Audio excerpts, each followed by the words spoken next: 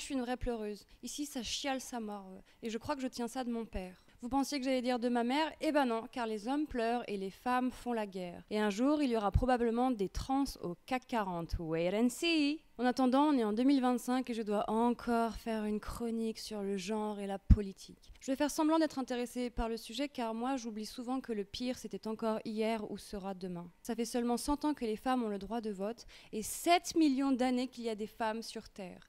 Alors il va falloir être patiente si on veut faire de la Terre un paradis pour femmes. Et faire de la Terre un paradis, c'était le rôle de Dieu. Mais plus démocratiquement, c'est le rôle des hommes et des femmes politiques. C'était le rôle de Margaret Thatcher, par exemple, qui a lamentablement échoué.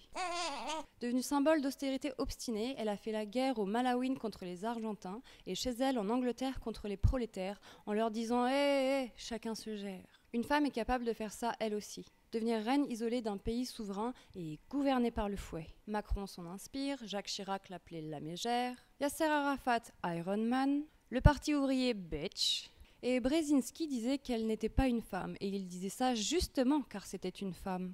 Et vous connaissez tous des femmes, vous voyez bien que... Qu'est-ce que vous voyez d'ailleurs? N'est-ce pas là la seule question qui vaille? Malgré la couche de virilité que revêtaient Margaret Thatcher et Elizabeth Borne a reconnu devoir se masculiniser pour pouvoir rester en politique, elle reste cantonnée au qualificatif de bitch et l'univers BDSM sexualisant leur sont réservés. Toujours infériorisée par le fait d'être femme, jamais garantie d'avoir des valeurs morales parce que femme. Et si vous voulez mon avis, pour moi aussi ces femmes sont des bitches. J'ai du mal à m'émouvoir car aujourd'hui les conservatrices se disent féministes tout en prônant des lois antiféministes. Il ne s'agit ni d'empêcher les femmes de travailler, ni de les forcer à aller travailler. Je serais même d'humeur à supprimer le travail et qu'on s'occupe autrement, les uns les autres, des uns des autres. J'ai des chiffres, des tableaux, des études qui montrent la faisabilité de mon projet qu'on s'amuse à qualifier d'idéaliste, de petit utopiste qui utilise de grands mots. Et puis voyez, je ne suis qu'une femme. On qualifiera facilement les femmes politiques de viriles, mais pas Trump d'hystériques. On ne pense pas aux états d'âme des chefs politiques, ni à l'irrationalité de leur logique de guerre et de dette économique. « Nous n'avons pas craqué !»